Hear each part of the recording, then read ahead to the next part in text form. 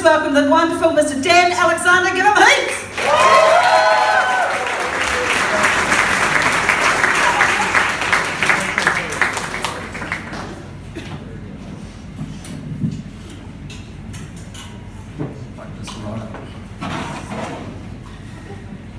Lower Hutt, how's it going? You guys good? Yeah? You know, you've hit the pinnacle of stand-up comedy when you're doing a 7:30 Sunday gig in Lower Hutt. No, I'm not taking the piss at Lower Hutt. I live here now. I bought a house here. I grew up in Upper Hutt. I bought a house in Lower Hutt. I might make it to Wellington one day. Who knows? But I'm not here to talk about that. Tonight I want to talk about something I think we've probably all talked about at some stage in our adult lives, and that's being a sports person with a little arm. I know it's a cliched story, but hopefully I can do a fresh twist on it for you. So I used to be a pretty good sports person, and I've got this bad boy, which is good to bring up early in the gig, because at a recent set I did, I heard a girl in the front row whisper to her friend, "Ooh, look at his fingers." She was an American, so a whisper for them was sort of like normal human volume for us. But because it's visible, you know, I kind of need to deal with it. And it's not like keeping it hidden in everyday life is really an option, because what's the first thing you do when you meet someone new? You thrust out the right hand to shake hands. I did it multiple times before this gig. I suppose I could do the old reach around with the left, but that's hardly going to keep it on the D-low, is it? No, you always shake hands with the right hand, and instantly you know the other person knows. You know, it might be a small flicker of the eye or just their general demeanour, but they pretend they haven't noticed. And I get that. I guess polite society dictates you don't pull away and go, "Whoa, what the fuck, man? What happened, son?" You should have that looked at. Just to briefly explain, it's called a congenital birth defect, which, despite the name, has got nothing to do with the genitals. That is, unless you count the oversized penis. I'm kidding, it's average size, but if I hold it with a small hand, it's with one hand the Lord giveth, and with the other he taketh away. I think that's how it works anyway. So I used to be a good runner, and I was at this track meeting in Wellington where there were proper disabled athletes. I met one dude who was a crayfish diver from the Chatham Islands, and he'd lost his lower arm and leg to a great white shark, which pissed me off because that's the story I've been using for years.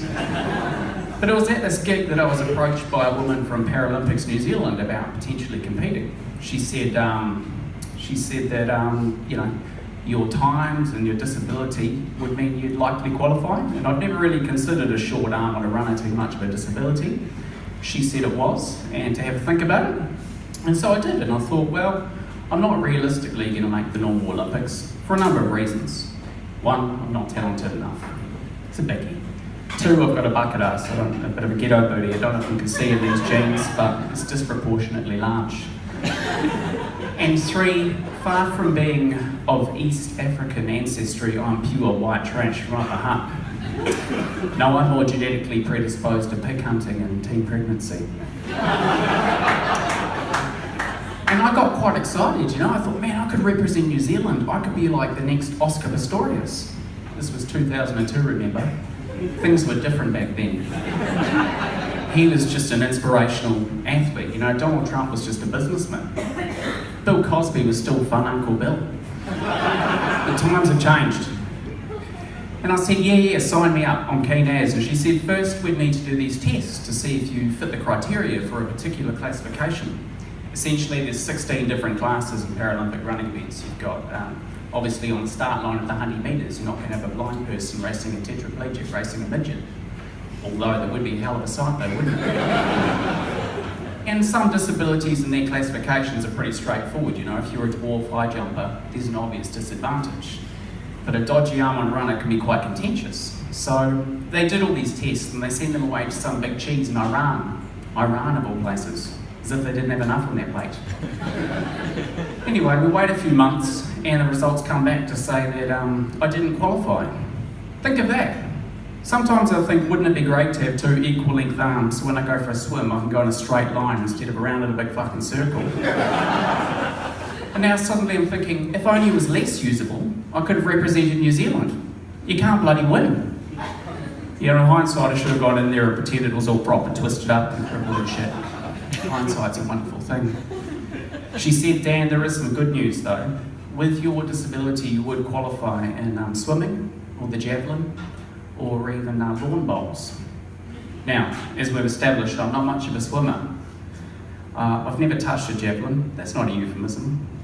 And not being an 86-year-old woman from Levin, I'm not really into lawn bowls. And she went on to say, the beauty about lawn bowls, Dan, is that there's currently no one in New Zealand your classification, so you'd breeze in, son. Remember, this whole journey started because I was a good runner, but now if I wanted to, I could represent New Zealand in the glamorous blue ribbon event of lawn bowls, just by virtue of turning up. That's like getting an award for attendance. Shit, if only 3 countries enter someone, I could be on the podium in a sport I can't even play. So after some deliberation, I decided to turn my back on the great Kiwi dream. Due to injuries, I gave up running and I've taken up boxing. I go to a small local boxing gym where recently the trainer asked me if I'd be interested to be in some photos for a marketing drive they were doing. He said he just wanted a snapshot of normal, everyday people, you know, no big buff heroes, you know, no swolgers wearing stringlets, looking in the mirror when they're talking to you, just normal, everyday people. So I said, yeah, no, all G, and I turned up, and this was a snapshot of normal, everyday people.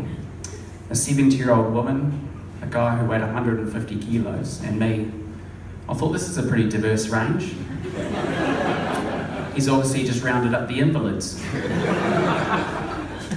So we do all these photos boxing in front of a mirror.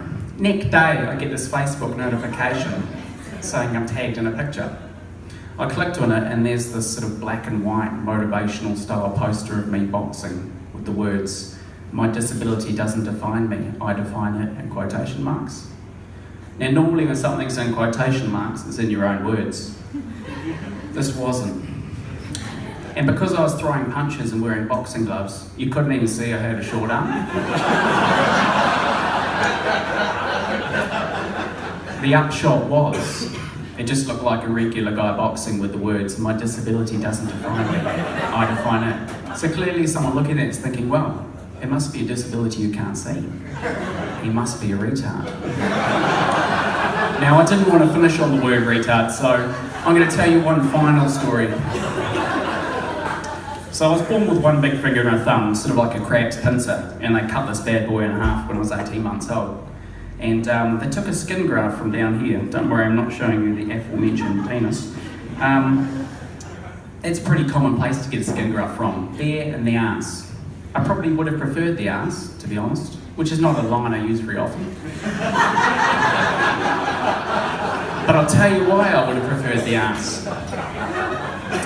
Because they did this operation when I was 18 months old. You fast forward 12, 13 years and these thick, black, curly hairs start to develop on my fingers. Yeah, I've got finger pubes.